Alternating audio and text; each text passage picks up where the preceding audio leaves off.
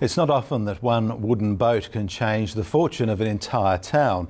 The Tacoma was Australia's first purpose-built tuna fishing boat. Miriam Hall was aboard the historic boat as it returned to sea to attempt to catch tuna in the traditional way. Just one more time.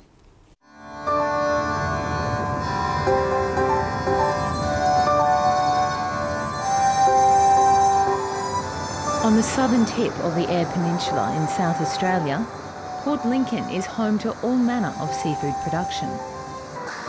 At a time when many regional centres are struggling, all around here are the obvious signs of prosperity.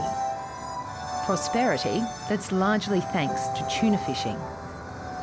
In this town, so prized are the fish, people will even pay to swim with them. Boats come in and out of this port every day, but one of these boats is both impressive and extraordinary.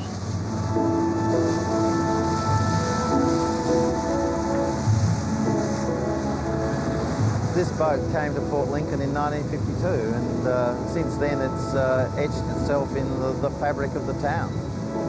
The Tacoma was Australia's first purpose-built tuna boat. 60 years later, the Tacoma's still afloat as a result of years of hard work by its Preservation Society. The boat really belongs to the people of Australia. It's everybody's boat and it's a real live active boat. It's not a replica, it's not Disneyland, and it's got a lot of stories to tell. Today, a new tale. The Tacoma is heading south to the tuna grounds, going on a special voyage to catch fish in a way that hasn't been done in nearly half a century.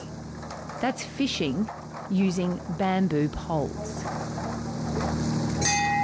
Lunch is ready, come and get it. As the official cook for this trip, Jack Bellamy is home. He knows the Tacoma better than anyone. Jack was on its maiden voyage in 1952 and spent most of his working life aboard the boat. Always alongside him was his identical twin, Keith. Having Jack on board the boat at the moment is really linking living history with a piece of Otway blue gum and a bit of jarrah and a bit of Oregon and a few nails. That, you know, this big white boat means something because somebody lived on it and people have died on this boat. Keith Bellamy died while fishing on the Tacoma in the 1950s. He was pulled overboard by a large tuna and drowned within minutes. He was just 25 years old. Jack is the only member of this crew who has ever caught a fish using a bamboo pole. His biggest fish back then was 80 kilos. Had the pole in position, and once the fish hits and is on, you bring your hand up onto there.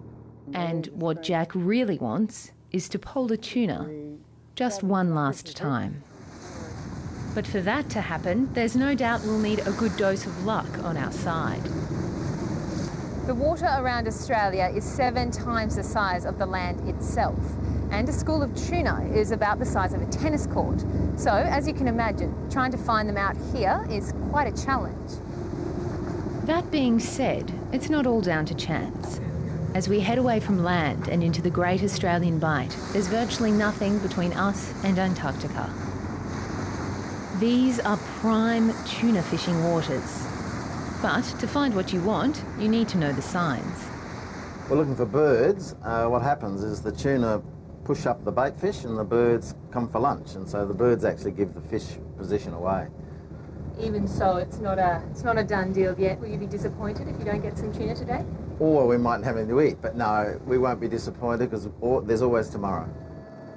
Almost all southern bluefin tuna are now commercially farmed, trapped with large nets and then towed close to the shore to pens, where they'll be fattened to double their size. Today, Port Lincoln is still famous as a tuna production area, but it's also a well-known stop-off on the tourist trail.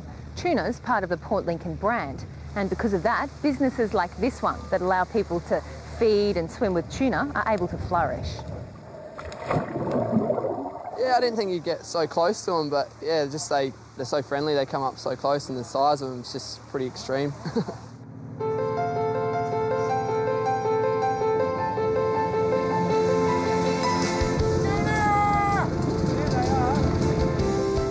After almost 3 days of searching, the Tacoma has finally found a school of southern bluefin tuna.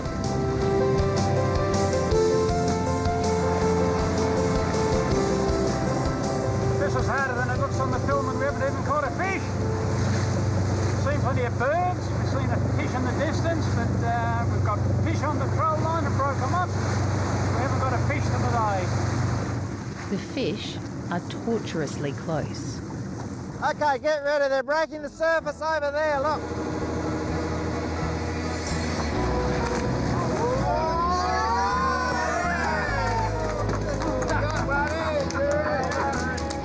Finally, the sounds of success. The first fish is landed. Then another.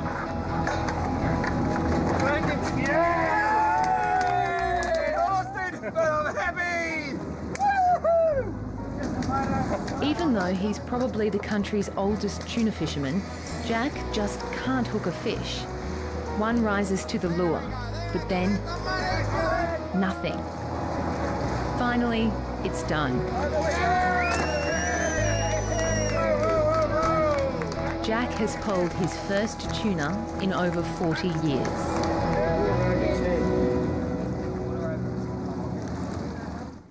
Easier to get it in a can, but not as much fun. You can see more on that story on Landline on ABC One this Sunday.